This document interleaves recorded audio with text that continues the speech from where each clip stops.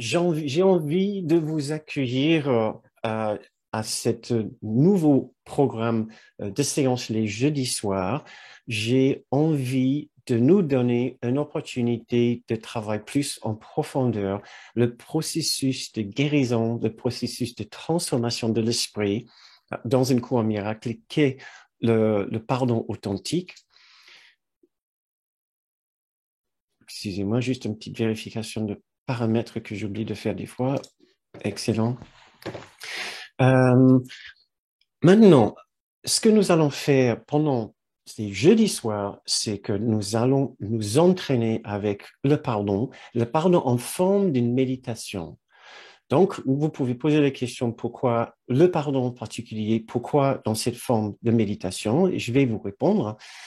Mais tout d'abord, donc, la différence avec les lundis soirs, c'est que le lundi seront dévoués, nous allons nous engager à une certaine entraînement avec un cours en miracle, et les jeudis, ça sera une autre façon de nous entraîner avec le cours. Parce que j'estime pour faire ce chemin d'une façon complète, nous avons besoin de 4 choses. Nous avons besoin de connaissance du fonctionnement de l'esprit. Nous avons besoin de raffirmer, de renforcer et déterminer notre intention pour notre travail.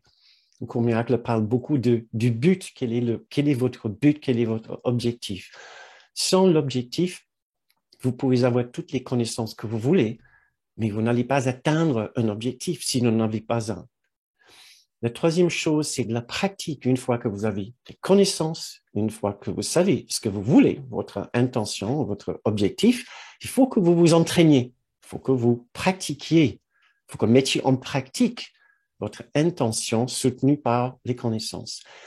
Et la dernière chose qu'il faut, c'est de l'attention, de la vigilance. C'est-à-dire, il faut pratiquer, il faut s'entraîner, tout à fait, mais pas d'une façon trop dilettante. Il ne faut pas faire juste un peu. Il faut faire d'une façon adéquate. Il ne faut pas faire d'une façon extrême non plus. Il faut faire ce qu'il faut faire pour accomplir l'objectif.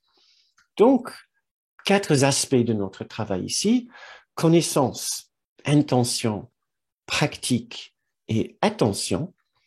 Et donc, voilà les lundis soirs, nous allons nous entraîner avec les connaissances et de l'intention. Les connaissances sur la nature de l'esprit par rapport à ce qui se passe dans le monde, en voyant le fonctionnement, comment nous sommes par rapport au monde, pour renforcer notre intention. Nous souhaitons la paix intérieure sur ce chemin d'un cours miracle. Nous avons une raison de faire notre travail. Voilà, et c'est ce qui va nous guider les lundis soirs. Mais c'était difficile d'intégrer en même temps les plages de temps de pratique, ce que j'ai essayé de faire un petit peu. Maintenant, je me suis dit, bah, tiens, les jeudis, nous allons nous entraîner avec les 2 derniers aspects, la pratique et l'attention. Et voilà, la pratique et l'attention. Tout d'abord, pourquoi est-ce que dans le cours miracle, nous parlons de pardon comme la pratique? Il y a une raison particulière pour laquelle nous allons passer notre temps avec une méditation basée sur le pardon. Maintenant, un cours miracle nous offre plusieurs chemins de guérison, plusieurs façons de transformer notre esprit. Généralement, nous appelons ceci un processus de pardon, le pardon authentique, ou le véritable pardon, le vrai pardon. Et alors, nous pouvons comprendre d'une façon très synthétique que la raison pour laquelle nous devons pardonner, c'est parce que toute la problématique d'un courant miracle tourne autour d'une idée de séparation, une séparation que nous nions, mais une séparation d'avec l'unité parfaite de l'amour, l'unité parfaite de Dieu. Cette séparation a fabriqué une sorte de tension, une souffrance extrême en chacun que nous nions pour une très grande partie. Mais quand ça fait surface dans notre esprit, puisque c'est toujours là quelque part sur l'arrière-plan, au lieu de gérer en nous, nous avons l'impression que le problème vient toujours de l'extérieur. Et sans forcément le vouloir, parfois nous le voulons très consciemment, nous accusons le monde autour de nous pour une souffrance que nous sommes en train d'auto-fabriquer par, par notre mauvais choix de séparation d'avec la conscience unie du Christ. Voilà pourquoi nous avons besoin du pardon qui est nul autre que la façon de retourner ce mouvement de l'esprit dans l'autre sens. L'ego qui est l'esprit de la séparation en nous, c'est ce que nous appelons la partie de nous qui est dominée par l'esprit de la séparation, par le souhait de la séparation. L'ego en nous veut à tout prix que nous restons dans cette dynamique de séparation, de déni et de projection, de blâme vers l'extérieur. Notre objectif avec ce processus de pardon, c'est de faire le chemin dans le sens inverse. C'est ce que nous allons nous entraîner à faire pendant les séances de jeudi soir. À peu près le même genre de pratique, mais avec des nuances. L'idée, c'est de développer une vraie compétence, une vraie capacité de pardon, d'interrogation, d'introspection et de clarté par rapport à ce qui est en train de se passer dans notre esprit et un entraînement avec la guérison de cette erreur et de renforcer notre intention, notre désir de dépasser tous ceux qui sont des obstacles dans notre esprit. Voilà ce que nous allons faire généralement dans nos séances, mais je vais vous expliquer ceci un petit peu plus en détail au fur et à mesure ce soir, et ça va devenir de plus en plus automatique ou évident au fur et à mesure que nous nous entraînons avec cette méthode les jeudis soirs. Maintenant, si nous nous entraînons avec le pardon, pourquoi est-ce que ça soit en forme d'une sorte de méditation? Pour deux raisons principales. Tout d'abord parce que le travail que nous faisons le lundi soir, c'est principalement plus pour le côté analytique de notre esprit, pour la connaissance. Donc, si vous connaissez un petit peu le fonctionnement du cerveau, c'est vraiment pour les ondes bêta, c'est pour l'activité mentale quotidienne d'un esprit éveillé. Or, l'ego fonctionne dans l'inconscient. Quand nous jugeons, quand nous sommes dans une sorte d'impulsion de juger, de critiquer, de démontrer un aspect de notre esprit qui n'est certainement pas le Christ, on n'est certainement pas le côté le plus digne, le plus hautement spirituel en nous. Ce n'est pas parce que nous voulons forcément consciemment faire ceci. C'est parce que inconsciemment, nous sommes poussés de l'intérieur à le faire presque malgré nous. L'ego opère dans les ténèbres de l'esprit, dans l'inconscience. Donc, notre objectif, c'est d'aller là, sur ce terrain-là, et pour effectuer une guérison. Il n'y a pas une meilleure façon de le faire que de baisser l'activité mentale, de baisser l'activité du cerveau pour calmer notre esprit et ainsi aller dans une zone de l'activité mentale qui est plus susceptible au travail que nous allons faire en profondeur. Donc ça, c'est une sorte d'explication technique pour laquelle nous allons le faire. L'autre raison, c'est qu'un cours miracle utilise beaucoup les techniques de méditation, principalement dans le livre d'exercices avec 365 différentes leçons, mais qui sont en même temps aussi les méditations, surtout à partir de la leçon 221, c'est quasiment que des méditations, mais il y en a aussi avant, dans la première partie du livre d'exercices. Il nous dit que nous avons besoin d'entraînement. Jésus, notre guide dans un cours miracle, nous dit que nos esprits sont particulièrement indisciplinés et nous nous permettons un certain vagabondage de l'esprit qui ne nous fait pas du bien. Donc, j'ai commencé à relever les différences que j'aime bien soutenir ce que je dis par différents extraits du cours. J'ai dû m'arrêter un moment parce que j'en ai trouvé tellement où il nous dit, mais votre esprit est tellement indiscipliné, si seulement vous saviez, que j'ai arrêté. J'ai dit, bon, on n'a pas besoin de plus que ça, mais j'en ai trouvé juste quelques-uns. Donc, je vais vous en lire quelques-uns. Ceci est un cours d'entraînement de l'esprit. Tout apprentissage comporte de l'attention et de l'étude à un certain niveau. Et donc, nos méditations seront une façon de développer notre capacité d'attention. Un autre extrait dit, tu as vu à quel point tu manques de discipline mentale et à quel point tu as besoin d'entraînement de l'esprit.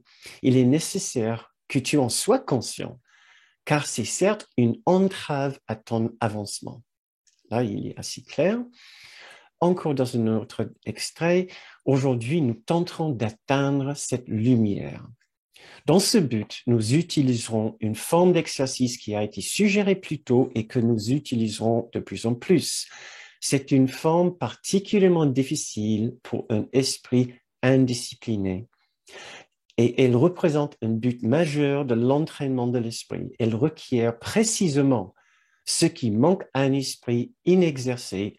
Or, cet entraînement doit être accompli pour que tu vois. Donc, pour que nous voyions cette lumière, dans la première phrase, aujourd'hui, nous tenterons d'atteindre cette lumière, nous avons besoin d'entraîner notre esprit, puisque notre attention est toujours trop indisciplinée. Nous laissons nos esprits encore vagabonder beaucoup trop, nous ne restons pas sur notre voie. Dans un autre passage sur la concentration, je trouvais que c'était très intéressant sa façon de l'exprimer. Je ne sais pas si je vais pouvoir la trouver tout de suite, parce que c'était très fort et je l'ai mis de côté. Il parlait de la concentration. Où est-ce que je le vois maintenant? Ah non, je l'ai mis tellement de côté que il dit que le problème n'est pas avec... Ah, voilà. L'habitude se prend facilement de t'engager dans la voie vers Dieu et ses créations si tu refuses activement le problème n'est pas la concentration, que je trouve très curieux, puisqu'à d'autres moments, il dit exactement l'inverse. C'est la croyance que personne, y compris toi, ne vaut un effort constant. Je trouvais ça très intéressant. C'est-à-dire que le manque de concentration, d'attention est simplement un symptôme du fait de croire que nous ne valons pas mieux, nous ne valons pas l'effort, que la paix en nous ne vaut pas l'effort. Donc, ce que nous allons faire pendant ces séances, c'est renforcer notre désir d'accomplir cet objectif, d'accomplir ce but, de renforcer le fait que nous voulons à tout prix à nouveau connaître cette sublime paix, ce profond amour qui nous sont promis. Voilà. Et théoriquement, par la suite, une fois que nous renforçons notre désir et nous nous souvenons de ce que nous voulons à tout prix, nous n'allons plus avoir de difficultés avec la concentration et l'attention. Donc, les deux vont de main en main. Pendant ces séances, nous allons essayer d'accomplir plusieurs objectifs, de clarifier notre état d'esprit, connaissance de soi pour savoir ce qui se passe en nous. Nous allons aussi, bien sûr, essayer de guérir tout point de contrariété et tout point de souffrance, de blessure, de honte ou d'injustice en nous, toute expérience négative. Nous allons essayer de renforcer les sentiments de compassion, de générosité, de force, de liberté intérieure, de joie et de bonheur. Nous allons passer notre temps à essayer de ressentir ces aspects magnifiques de l'esprit. Nous allons essayer, comme je vous ai dit, de développer davantage notre discipline et notre attention pour pouvoir rester sur une ligne de pensée dans la journée, pour que la discipline ou l'attention, la capacité attentive que nous développons va rester avec nous dans notre jour éveillé, dans notre esprit éveillé, et nous allons nous rappeler beaucoup plus facilement de notre leçon ou de notre ligne, la ligne de conduite que nous voulons suivre. Nous voulons aussi nous entraîner pour gagner en confiance, pour savoir que nous pouvons nous faire confiance, que nous savons que si nous déterminons que nous voulons être plus dans une optique, une démarche de compassion, que nous pouvons compter sur une certaine cohérence et cette assiduité dans l'expression de ce désir. Nous voulons bien sûr aussi renforcer notre écoute du Saint-Esprit en nous. Le Saint-Esprit est nul autre que la partie où la sagesse demeure en nous. La sagesse de Dieu, la sagesse de l'Esprit juste, la sagesse du Christ en nous, la sagesse du grand soi, la sagesse du Saint-Esprit. Le Saint-Esprit est la partie de notre esprit où repose le souvenir de la paix de Dieu, l'intelligence de Dieu, l'intelligence de ce chemin. Voilà, c'est nul autre que ça, la présence du Saint-Esprit. Donc, nous allons aussi peaufiner notre écoute intérieure, notre écoute par rapport à cette sagesse qui est innée en chacun, mais souvent a besoin d'être clarifiée. Nous devons faire un effort pour l'entendre, pour l'écouter et mettre toutes choses de côté. Puis finalement, nous allons nous servir de ces séances aussi simplement pour nous reposer, pour nous offrir un instant de paix et de repos dans notre journée, une fois par semaine, en venant ici le jeudi soir, entre autres, et pour que cette paix, ce repos vous accompagne par la suite toute la semaine. Voilà. Voilà ce que je vous présente, je vous offre comme la possibilité de ces séances. Pour avancer un petit peu plus maintenant, je reviens un petit peu sur la théorie pour expliquer notre objectif spécifique avec ces séances sur le pardon, c'est d'essayer d'identifier les obstacles spécifiques que contient chaque esprit, que contient votre esprit, puisque vous êtes sur ce chemin. Si vous êtes sur un chemin, ça veut dire que vous estimez que vous n'êtes pas encore arrivé au but. Ça veut dire que dans au moins la philosophie et la pratique d'un cours miracle, il y a encore des obstacles dans votre esprit. Et comme selon cet extrait, notre objectif n'est pas de chercher la présence de l'amour, qui est une présence innée en nous, une présence constante en nous, mais de chercher tous les obstacles que nous avons bâtis contre sa présence. Je vous lis cette phrase que vous connaissez peut-être, ceux qui connaissent le cours connaissent peut-être cet extrait. Ce cours ne vise pas à enseigner la signification de l'amour, car cela est au-delà de ce qui peut s'enseigner. Toutefois, il vise à enlever les blocages.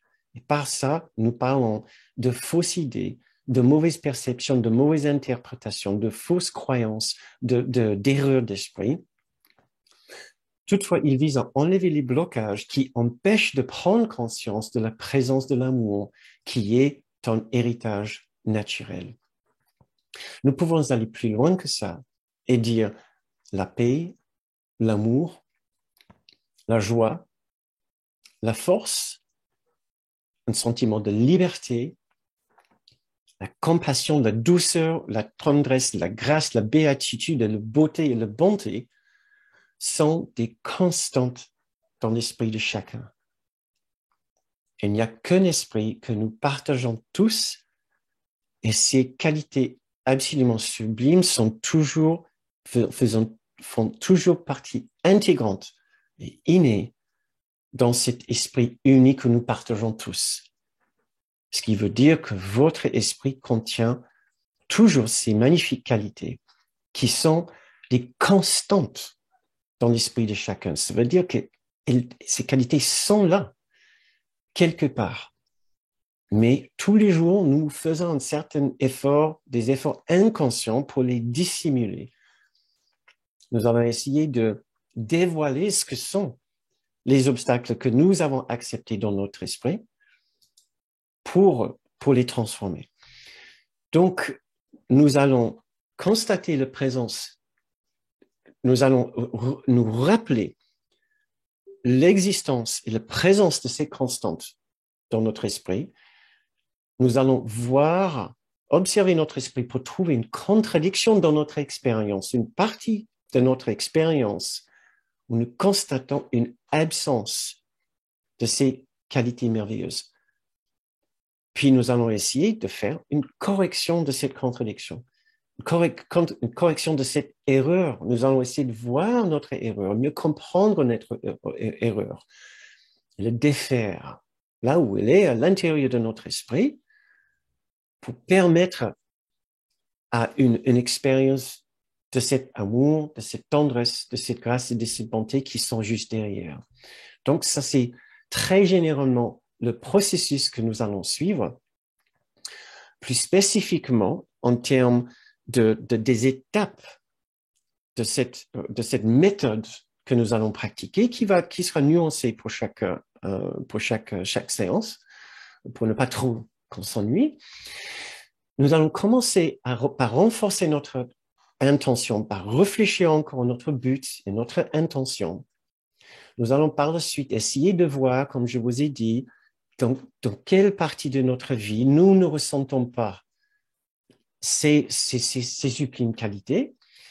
Nous allons essayer de le regarder un peu plus pour trouver où est-ce que nous considérons la responsabilité pour l'absence de paix dans notre vie. Et nous allons systématiquement, selon la pratique et la théorie d'un cours miracle, que la responsabilité pour l'absence de la paix, la liberté, l'amour et la tendresse est dans notre propre esprit. Par la suite, nous allons essayer de mettre cette difficulté sur un autre plan. Nous allons essayer de regarder la nature de la souffrance en général, la souffrance d'autres personnes, notre propre souffrance, la souffrance dans le monde. Ce que nous allons essayer de faire, c'est de basculer de notre situation extrêmement spécifique en regardant notre situation spécifique, mais en élargissant notre compréhension de cette situation pour le généraliser, pour voir bien au-delà de notre situation spécifique, le souvenir ou la blessure très spécifique dans notre esprit, pour voir comment est-ce que nous avons pu ressentir à peu près la même chose dans d'autres parties de notre vie, comment est-ce que le problème dont nous parlons puisse exister aussi dans d'autres parties de la vie pour élargir notre compréhension de cette problématique en général, pour trouver le contexte beaucoup plus universel. S'il y a une chose que l'ego en nous n'aime pas, c'est d'aller du spécifique à l'universel. C'est parce qu'en se focalisant de plus en plus sur les détails, sur la spécificité de notre situation unique que personne d'autre ne pourrait jamais comprendre, qui nous enracine, qui nous ancre de plus en plus dans notre particularité, ce qui est notre histoire personnelle de séparation. Ma particularité, c'est tout ce que je pense être, ma personne, et surtout mon passé, avec toutes mes expériences, toutes mes expériences, voilà. Et donc, certains sont des expériences assez douloureuses, oui, qui ont toujours une histoire extrêmement spécifique derrière. Alors maintenant, pour défaire cette façon extrêmement pointue et focalisée de rester avec mon histoire, sans me défaire, nous allons juste voir des éléments en commun avec d'autres histoires. Ouais. Puis, nous allons trouver de la compassion pour cette souffrance universelle. Donc ça, c'est notre deuxième étape. Troisième étape, nous allons ouvrir un espace d'accueil, un vaste espace d'accueil et d'acceptation dans notre esprit pour tout. Et nous allons trouver qu'il n'y a pas que souffrance dans ce monde. Il n'y a certainement pas que souffrance chez les autres. Il y a aussi une sublime présence du Christ en chacun et en nous, bien sûr. La dernière étape sera un approfondissement de la paix en nous, le souvenir de la paix en nous, le souvenir de l'amour, et juste un instant de repos. Voilà. J'ai pris un peu plus de temps, puisque c'est notre première séance, pour expliquer ce que c'est ce processus. Donc, vous pouvez toujours revenir sur cette vidéo par la suite pour mieux comprendre peut-être quelques nuances, si nécessaire, je vais suivre cette séance avec d'autres séances pour mieux expliquer ce processus, mais mettons-nous tout de suite dans la bain, le bain, là-bas, le bain. Peu importe, the bath. Voilà, en anglais, c'est plus facile. Donc, mettons-nous dans the bath et préparons-nous pour un instant d'intériorité. C'est ce que c'est. Donc, je vous invite à prendre une position qui est confortable pour vous.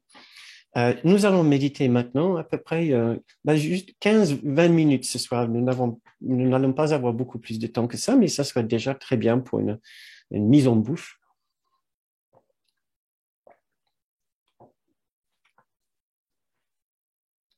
Donc, si cela vous aide, vous pouvez fermer les yeux.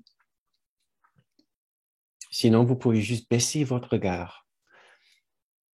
Et pour commencer à nous reposer dans cet endroit intérieur, cet endroit en nous, je vous invite à juste devenir conscient de votre respiration et de comment, en vous focalisant sur votre respiration, pendant 2-3 respirations, votre respiration va naturellement ralentir.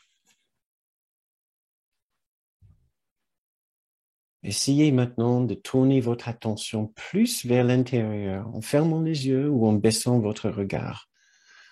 En vous mettant dans une position confortable, mais pas trop,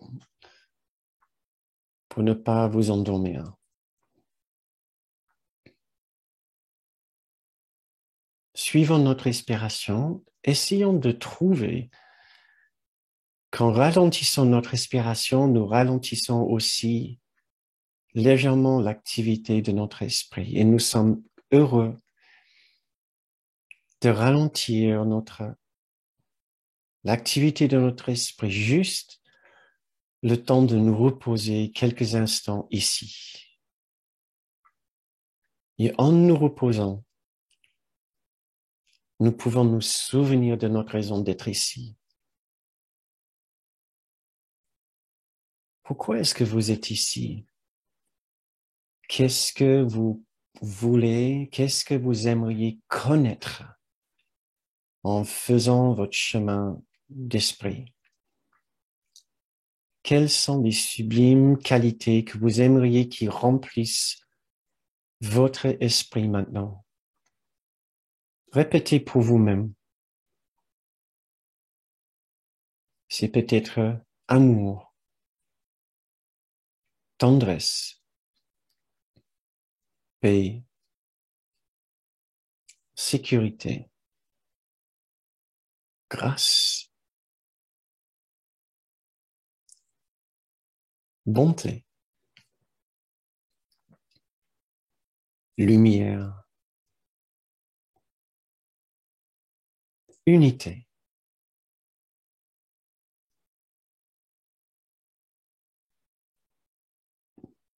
Essayez de faire en sorte que ces mots résonnent dans votre esprit avec une intention particulière, comme si vous vouliez que ces qualités maintenant deviennent vraiment importantes. Vous ne les répétez pas juste pour le plaisir de les répéter, parce que vous estimez que ça vaut la peine de faire un effort tellement vous aimeriez qu'elles remplissent votre esprit et votre expérience maintenant. Vous voudriez maintenant vraiment enfin connaître l'amour, la sécurité, la beauté, la bonté et même la grâce.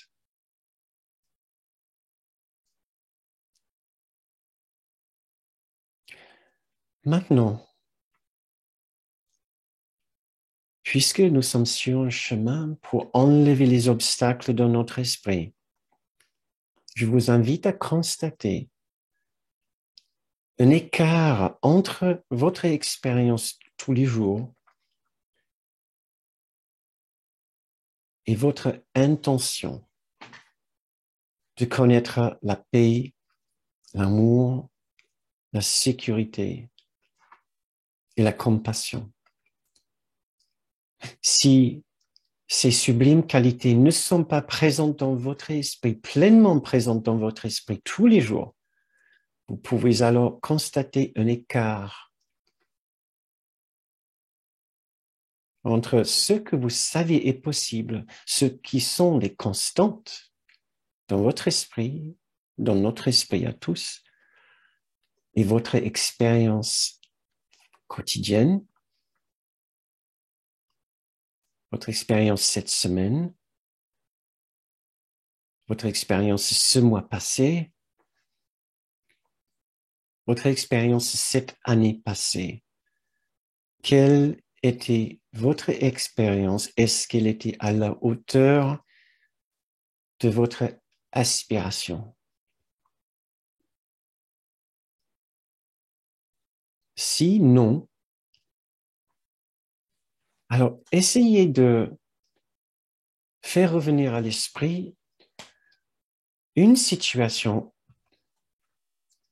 où vous constatez une absence, une certaine absence de cette paix que vous cherchez, de ce sentiment de sécurité que vous cherchez, de ce sentiment de liberté et de tendresse que vous cherchez.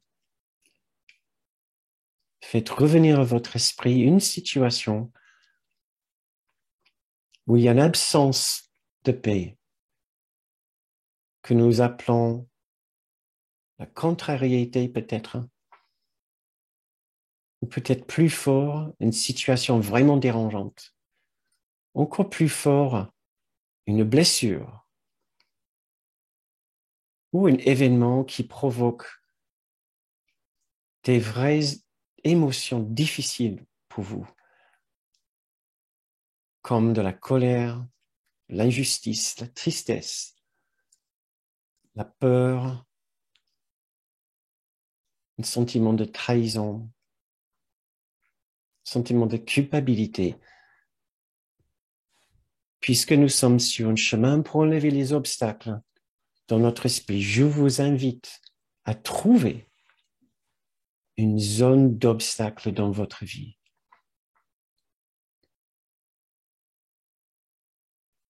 Maintenant, nous pouvons réfléchir un peu à cette situation et surtout aux sentiments que ça provoque en nous.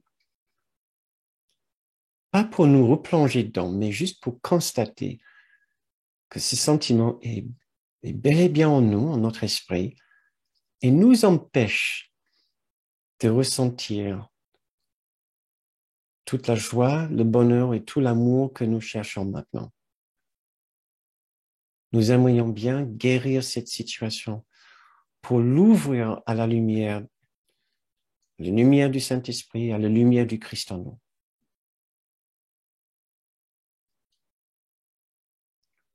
Et nous pouvons répéter si cela nous aide. Je suis contrarié. Oui. Mais je ne suis pas contrarié vraiment pour la raison à laquelle je pense, comme selon la leçon 5. Oui, la paix est absente dans mon esprit, dans ce domaine de ma vie. Mais la paix n'est pas absente de mon esprit pour la raison à laquelle je pense. Et maintenant, je voudrais vraiment être plus heureux.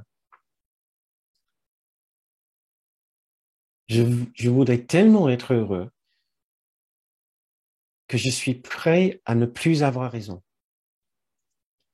Je suis prêt maintenant à avoir tort sur ma perception, sur mon interprétation, sur ma façon de voir la situation.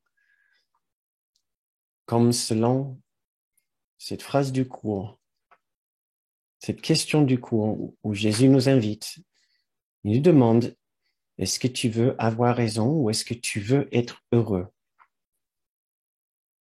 Ce qui est une invitation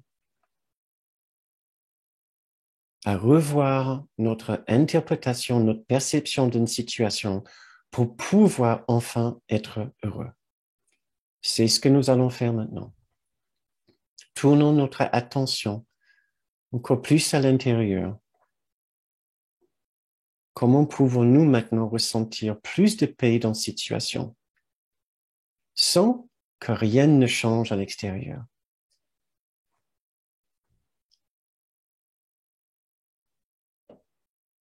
Maintenant, nous allons réfléchir aux différents acteurs dans cette situation. Essayez de penser légèrement à eux et constater l'expérience que ça provoque en vous de penser à eux.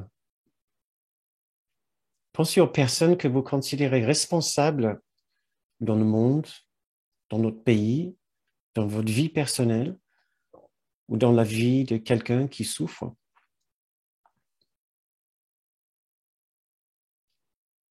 Pensez à cette personne ou à ces personnes. Vous pouvez peut-être identifier facilement leurs erreurs. Vous pouvez même constater peut-être les manquements dans leur comportement.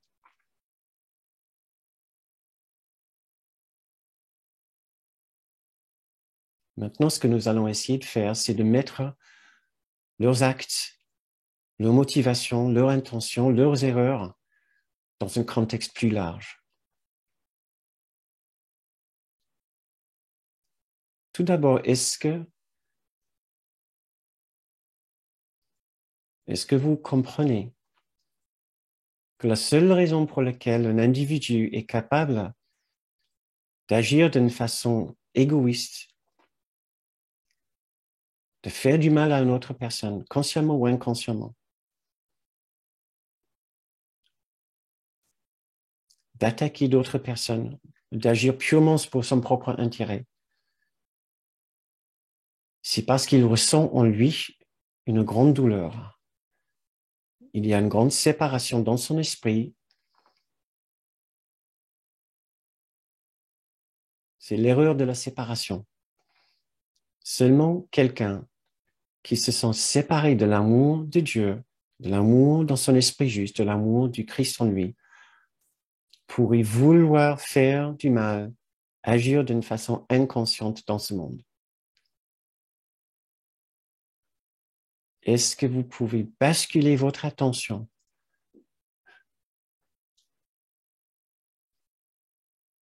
de ces péchés spécifiques vers sa douleur profonde?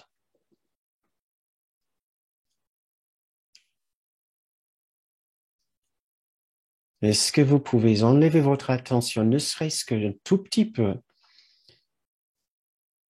de ce que cette personne a fait, dans la spécificité de ce que cette personne a fait, vers la raison pour laquelle elle l'a fait? Pourquoi est-ce qu'elle l'a fait? Posons-nous cette question. Mais ce n'est pas simplement parce que la personne est bête, ce n'est pas parce que la personne est méchante. Essayons, faisons un effort de voir la véritable raison pour laquelle quiconque dans ce monde fait une chose inconsidérée, c'est parce qu'elle est souffrante.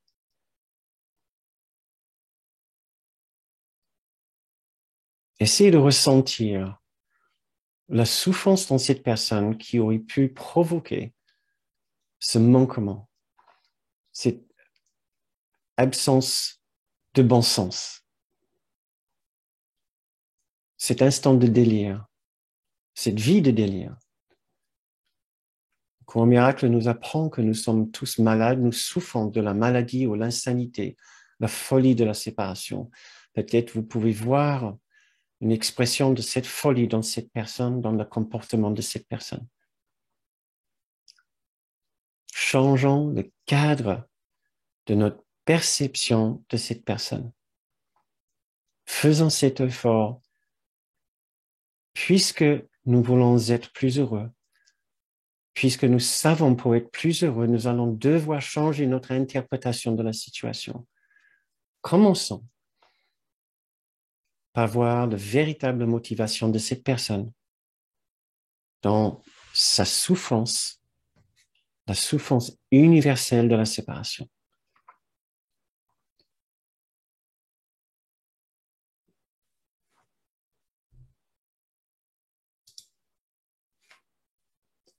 Faisons ce petit effort pour nous et aussi pour cette personne de recadrer ce que cette personne elle a fait.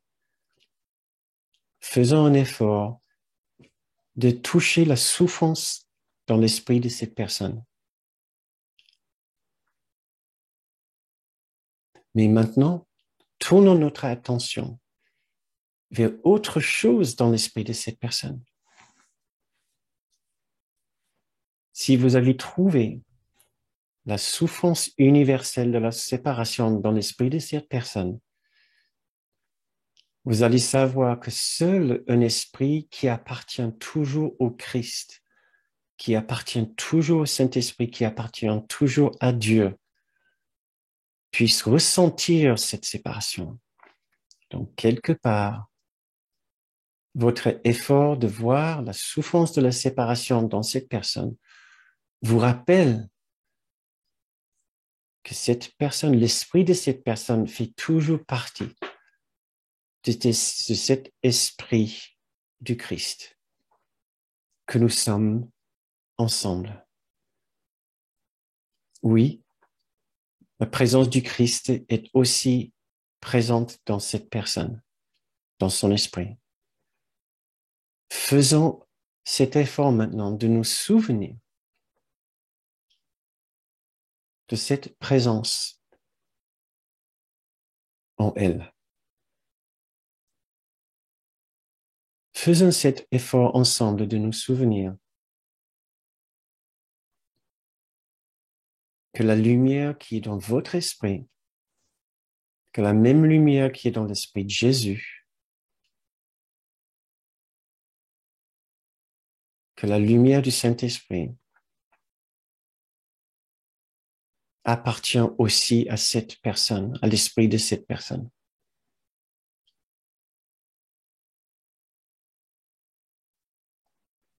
Essayez de vous reposer avec cette idée juste une minute. Faisons cet petit effort ensemble de voir au-delà du comportement spécifique de cette personne ou de ces personnes. Il y a l'erreur de la séparation qui cause une souffrance immense. Chacun essaie de compenser à sa propre façon pour cette souffrance. Mais le souvenir de cette souffrance universelle nous rappelle aussi que l'esprit de cette personne appartient aussi au Christ.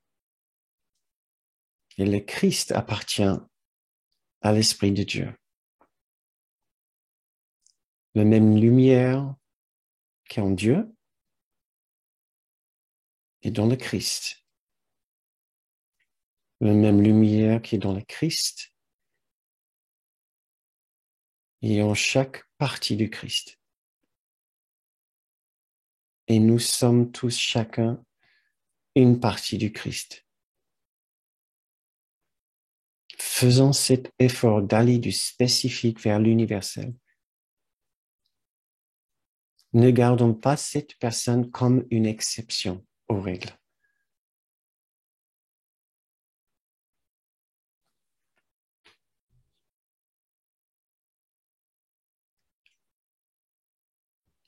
Maintenant, nous allons essayer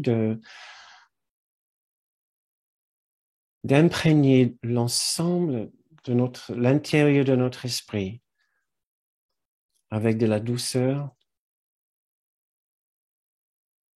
de la bonté et de la compassion. Nous allons faire un effort particulier maintenant pour nous reposer dans notre espace intérieur où nous avons pu inviter cette personne,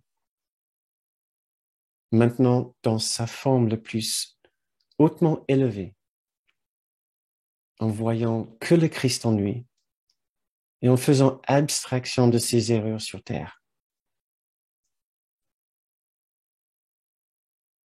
En regardant l'intérieur de notre espace intérieur, nous voyons un très grand espace. Un espace assez grand maintenant pour accueillir cette personne et d'autres encore.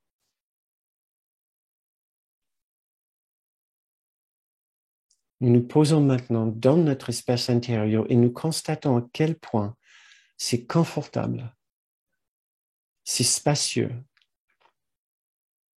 c'est bien plus grand en fait que nous aurions cru. Il y est plus de compassion, plus de douceur, plus de patience que nous aurions cru. Essayons d'approfondir notre conscience de la profondeur de la compassion qui est là, dans cet espace, cet vaste espace intérieur. Cette compassion est si grande. Cette capacité de pardonner est si immense. Pourquoi? Parce que la présence de Jésus et la présence du Saint-Esprit sont là avec nous.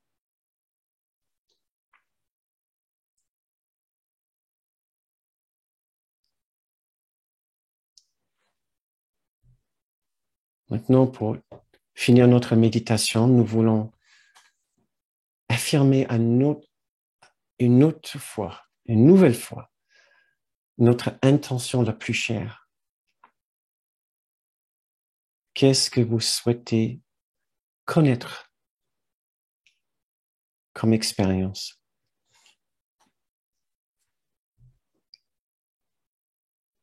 Qu'est-ce que vous aimeriez savoir maintenant? Quelle est la vérité pour vous et pour chacun?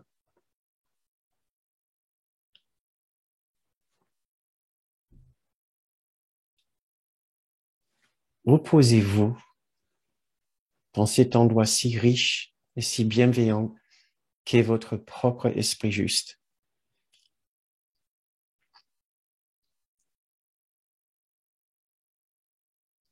Et laissez-vous entourer par l'amour de ce passage que je vais vous lire, la leçon 267.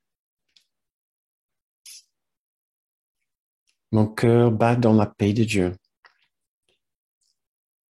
Autour de moi est toute la vie que Dieu a créée dans son amour. Il m'appelle dans chaque battement de cœur et dans chaque souffle,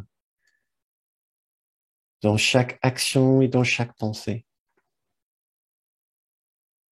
La paix me remplit le cœur et inonde mon corps du but de pardon.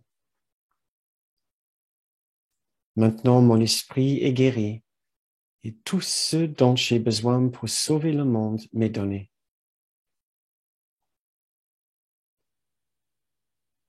Chaque battement de cœur m'apporte la paix.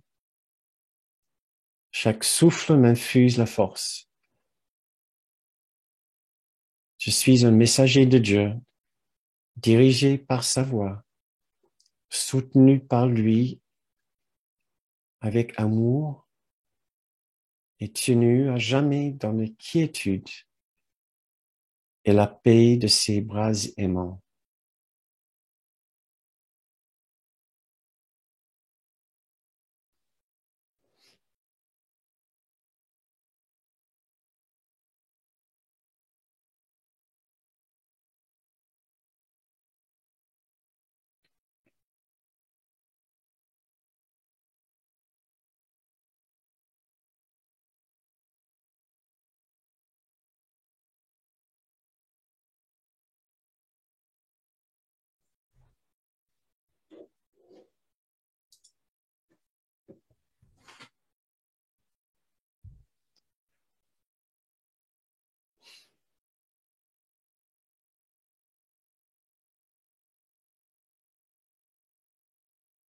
Très bien. Quand vous vous sentez prêt, je vous invite à ouvrir vos yeux et à revenir à notre groupe.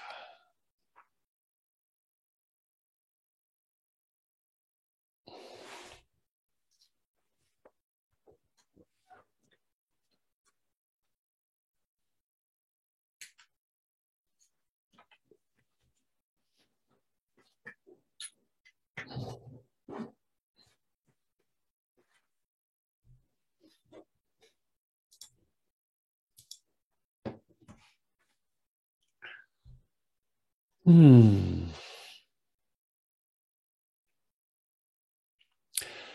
C'est la fin de cette première partie de notre soirée. Merci beaucoup pour votre attention. Si vous devez déjà nous quitter, est-ce que ça fait l'heure? Merci encore d'être venu, d'avoir passé votre soirée avec nous. Si juste pour le petit rappel, ces séances le lundi et le jeudi soir existent grâce à une sorte de complicité entre nous tous. C'est-à-dire, ces séances sont offertes sur la base d'une contribution. Donc, je peux continuer cette activité grâce à votre aide et votre participation.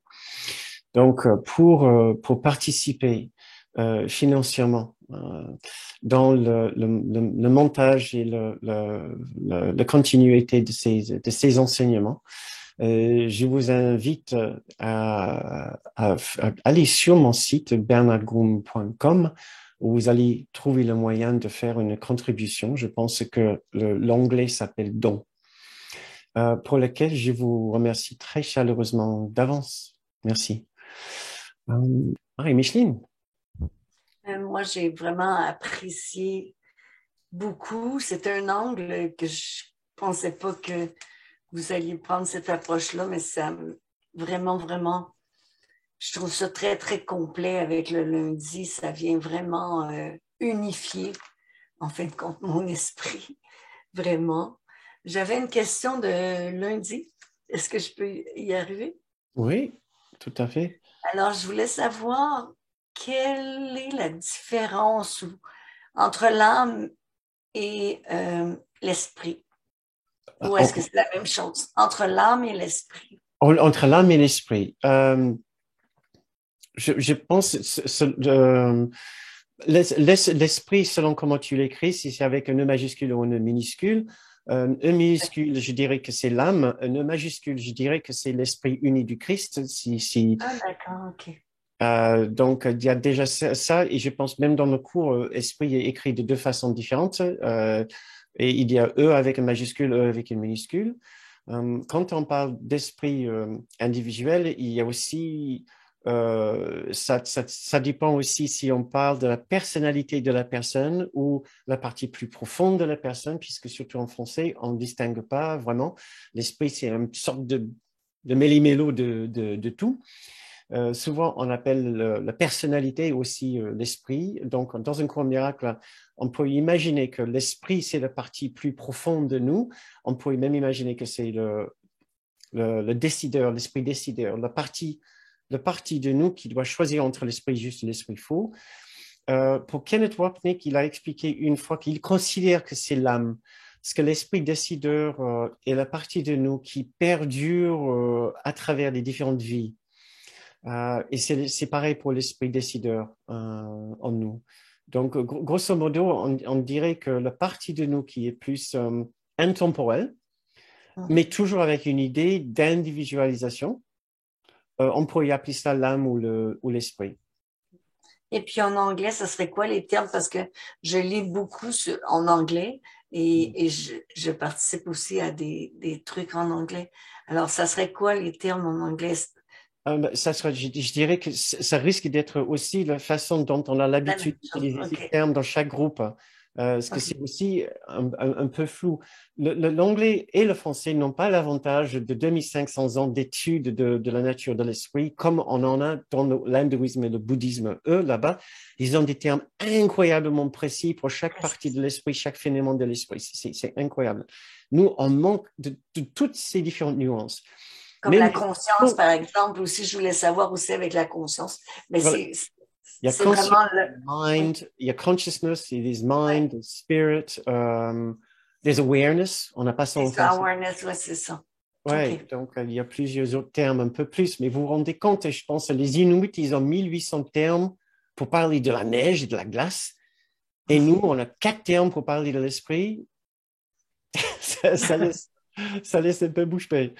Donc, on est tellement, tellement, tellement, tellement en arrière par rapport à notre étude et compréhension de la nature de l'esprit, hein. Même dans le cours, des fois, on sent qu'il utilise un terme, mais d'une façon différente. Bon. peu importe. Merci. Merci, ça me donne un aperçu. Merci. D'accord, Micheline. Est-ce qu'il y a d'autres questions par rapport au pardon? J'ai pris une approche particulière pour ce soir, une approche basée sur le travail de Kenneth Wapnick, euh, il nous fait focaliser très souvent sur l'importance d'aller du spécifique vers l'universel. Ça, c'est vraiment son travail, je dirais, de base pour décoincer nos esprits. Il nous demande de garder, on n'a pas ce mot en français, c'est sameness, ou la similitude, l'identicité, le côté identique entre deux personnes, entre moi et la personne que je n'aime pas, entre deux situations, de voir tout ce que nous pouvons faire pour voir les éléments en commun. Les éléments en commun, ça, c'est la nature, c'est le mouvement du Saint-Esprit en nous, le mouvement de notre esprit juste. Le mouvement de l'ego, c'est tout ce qui est le plus unique, particulier et individualisé par rapport à cette situation précise. Personne d'autre n'aurait fait ça, personne d'autre aurait pu faire une chose aussi vache. Moi, je ne serais jamais capable en se focalisant tellement précisément sur exactement la nature, la façon dont quelqu'un a fait quelque chose dans ce contexte. Ça, c'est ça, c'est le marque de l'ego.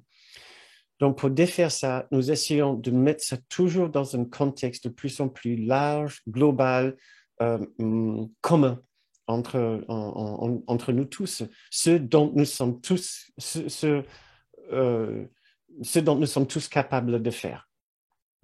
Nous sommes tous capables de faire ceci et d'essayer de faire un effort, vraiment de voir comment c'est pas simplement que nous sommes capables de le faire, mais peut-être nous l'avons déjà fait dans un autre contexte. Ouais. De voir l'universalité, ce qui nous a dit, c'est le cube. Bon, ça, c'est pour une autre séance. Ève.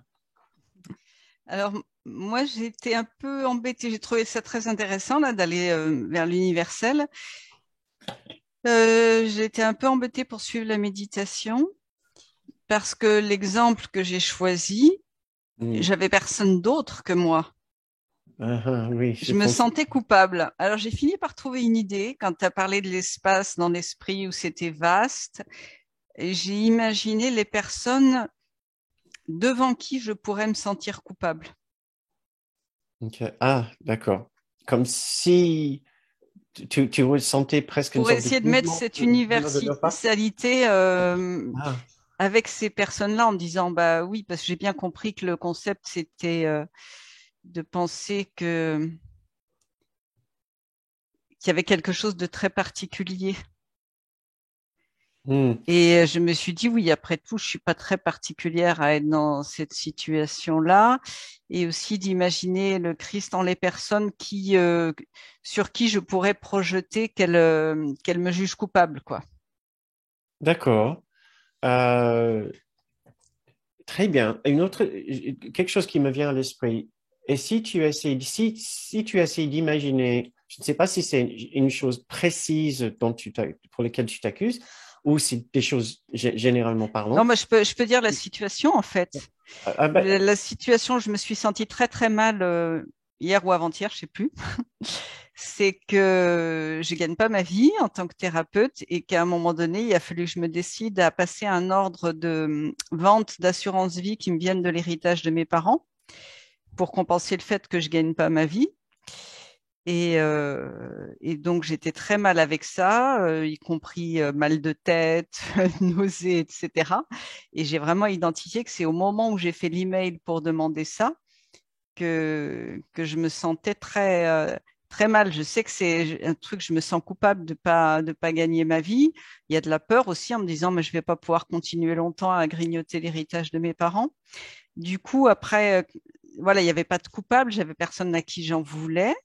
Je me sentais mal et du coup, j'ai imaginé quand tu as donné l'espace, là, l'universalité, j'ai pensé à mes parents qui auraient pu désapprouver que je dépense plus que ce que je gagne, à mes enfants à qui je ne vais pas transférer l'héritage et à la conseillère en gestion de patrimoine qui a fait les placements et à qui je dois demander de vendre ça, quoi. D'accord. il y a deux choses, deux petites suggestions qui me viennent à l'esprit. Tout d'abord, j'entends la voix de Kenneth me dire que quand quelqu'un lui disait que j'avais pas une autre personne à en vouloir que moi-même, il disait que presque systématiquement, si on gratte un peu derrière notre façon de nous en vouloir, on avait aussi une tendance à aussi en vouloir à une autre entité ou une autre personne. De considérer quelque part une autre personne en partie responsable pour ce qui nous est arrivé, pour ce qui nous arrive, même si cette autre personne est Jésus, le Saint-Esprit, Dieu ou un parent. Voilà. Il dit c'est le propre de l'ego de toujours vouloir projeter responsabilité quelque part. Maintenant, je l'ai aussi entendu dire à d'autres moments que projeter sur une autre personne ou projeter sur sa propre particularité, ça équivaut à la même chose. Donc, j'imagine que ça veut dire que c'est aussi possible de projeter sur soi. Une autre possibilité, c'est que s'il ne marche pas pour trouver quelque part une autre personne ou une entité, un être qui pourrait être un peu responsable pour ta situation, parce que, par exemple, si ton activité ne marche pas, peut-être tu en veux au système. Tu en veux... bah oui, là c'est autre chose. C'est pas à ça que je pensais, mais effectivement, à propos du fait que je gagne pas ma vie, je peux ressentir de l'envie ou de la jalousie ou un sentiment d'injustice par rapport aux psychologues, par exemple, qui ont un titre que je n'ai pas, qui permet d'avoir plus facilement des patients.